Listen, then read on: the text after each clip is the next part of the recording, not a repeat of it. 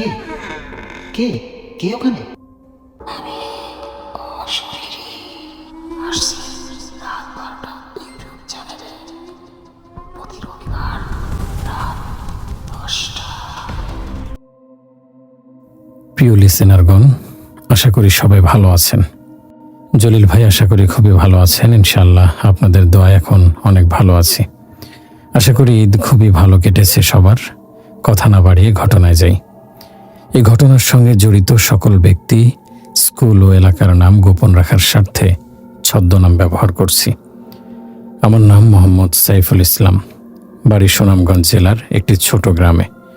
আমি তখন দক্ষিণ চর সরকারি প্রাথমিক বিদ্যালয়ে সহকারী শিক্ষক হিসেবে যোগ দিয়েছি মাত্র 6 মাস হলো। ছোটবেলা থেকেই পড়ানোর প্রতি আমার আলাদা একটা টান ছিল। পাড়ার ছোট ছোট ছেলেদের ডেকে এনে কখনো বারান্দায়, কখনো গাছতলায় বসিয়ে পড়াতাম। কেউ পড়া না পারলে রাগ করতাম না, বরং আরও যত্ন করে বুঝিয়ে দিতাম। আমার মা বলতেন, তুই একদিন ভালো মাস্টার হবি।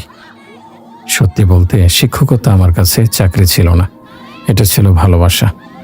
স্কুলে যোগ দেওয়ার পর বাচ্চারাও আমাকে খুব দ্রুত আপন করে নিয়েছিল। টিফিনের সময় কেউ এসে গল্প করত, কেউ আঁকা দেখাতো, কেউ আবার হাত ধরে মাঠে নিয়ে যেত। ছোট ছোট বাচ্চাদের ছোট ছোট অবাক করা প্রশ্ন, তাদের মায়াবী নিষ্পাপ মুখ দেখেই আমার সময় ফুরিয়ে যেত। সব মিলিয়ে খুব ভালোই চলছিল আমার শিক্ষকতার জীবন। কিন্তু সেই স্কুলেই আমার জীবনের সবচেয়ে ভয়ঙ্কর অভিজ্ঞতার শুরু হয়।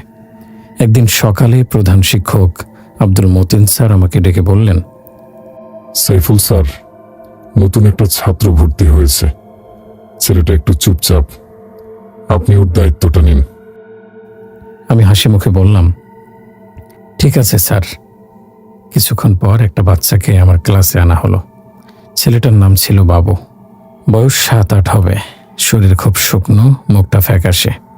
সে কারো দিকে ঠিকমতো তাকাচ্ছিল না।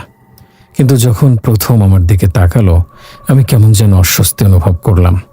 ওর চোখ দুটো ছিল অদ্ভুত, একদম স্থির, যেন একটা ছোট শিশু না, বরং অনেক বয়স্ক কেউ তাকিয়ে আছে। আমি ওকে পাশে বসতে বললাম। সারাদিনে একটা কথাও বেশি বলেনি সে। পরের কয়েকদিনেও একই অবস্থা।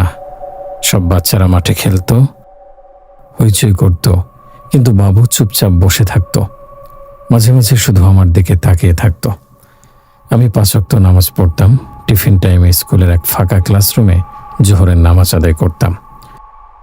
প্রথম দিন দেখি আমি নামাজ পড়ছি আর বাবু আমার পাশে বসে চুপচাপ তাকিয়ে আছে। আমি ভেবেছিলাম কৌতূহল। তারপর থেকে বাবুকে সবসময় আমার সঙ্গে রাখি। কিন্তু কয়েকদিন পর থেকে ব্যাপারটা বদলাতে শুরু করলো। একদিন নামাজ শেষে সে হঠাৎ বলল, স্যার, আপনি নামাজ পড়েন কেন? আমি হেসে বললাম, আমরা মুসলমান, নামাজ পড়া ফরজ। সে কিছুক্ষণ চুপ থেকে ফিসফিস করে বলল, নামাজ পড়বেন না স্যার। আমি অবাক হয়ে বললাম, কেন? সে এবার মাথা নিচু করে বলল, ভালো হবে না। সেদিন কথাটা শুনে শরীরটা ঠান্ডা হয়ে গিয়েছিল। তবুও ভাবলাম বাচ্চা ছেলে, হয়তো কোথাও কিছু শুনেছে। কিন্তু এরপর থেকে প্রায় প্রতিদিনই সে নামাজ নিয়ে অদ্ভুত কথা বলতে শুরু করলো। নামাজ পড়বেন না, নামাজ পড়লে সমস্যা হবে, ওরা রাগ করে। আমি জিজ্ঞেস করতাম, ওরা কারা?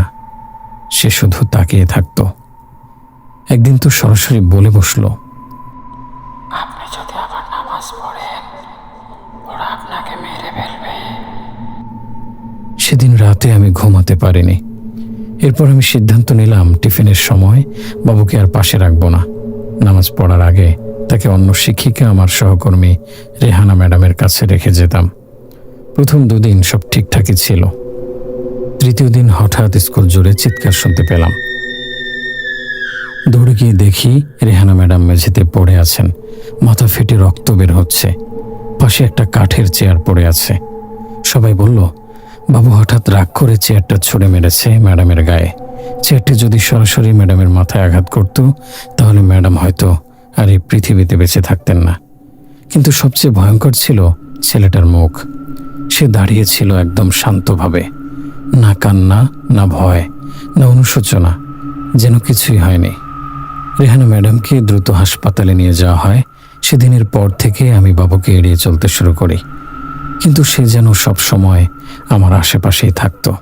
স্টাফ রুমে বসে থাকলে জানালার পাশে দাঁড়িয়ে থাকতো। ক্লাসে গেলে দরজার বাইরে দেখা যেত। বাবুকে দেখলেই আমার যেন দম বন্ধ হয়ে আসতো। একদিন তো বিকেলে বাড়ি ফেরার সময় মনে হলো কেউ পেছন থেকে অনুসরণ করছে।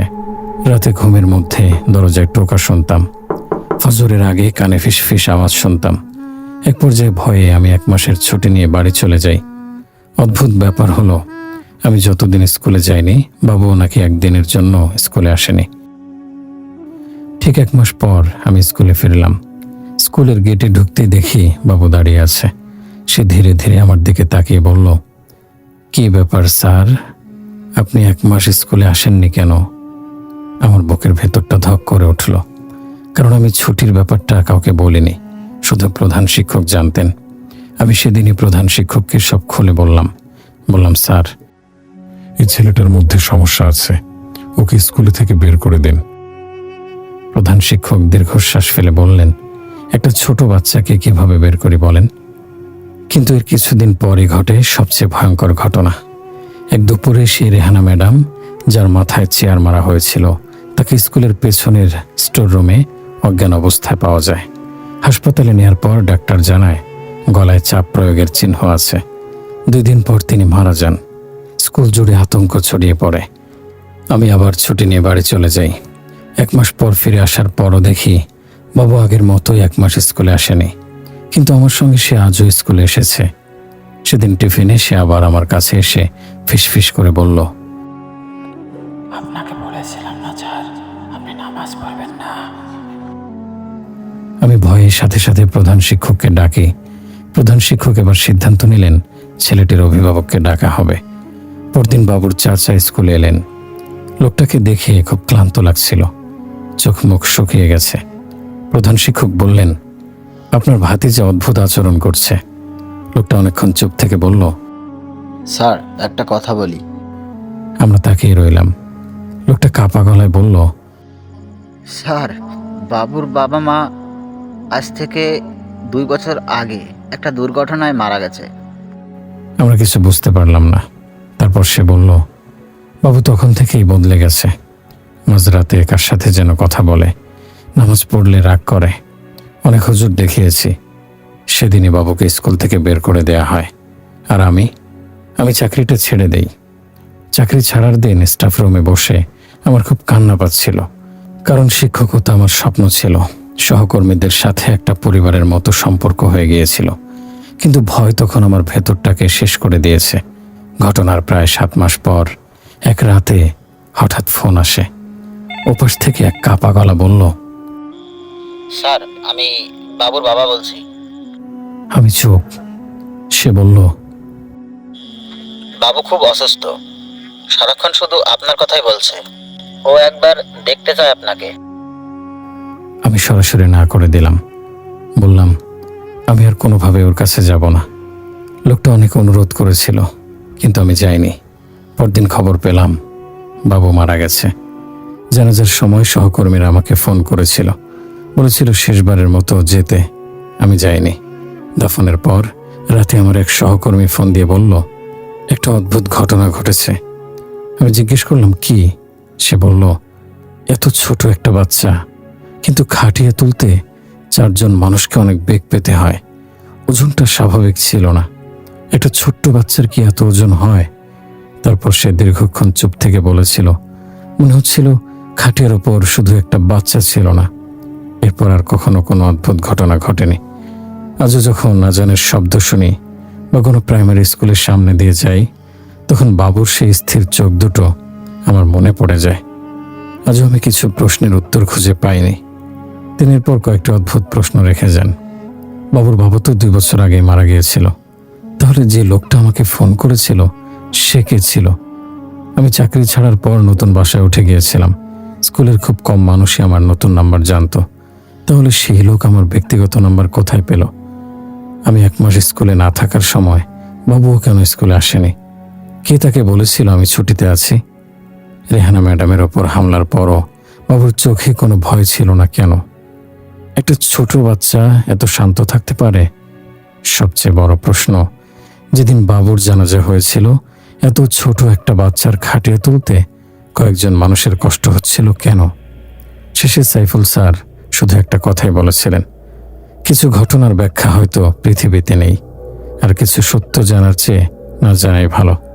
আজ চলে যাচ্ছি, আবার দেখা হবে আগামী রোববার নতুন একটি এপিসোডে। তখন পর্যন্ত ভালো থাকবেন, সুস্থ থাকবেন।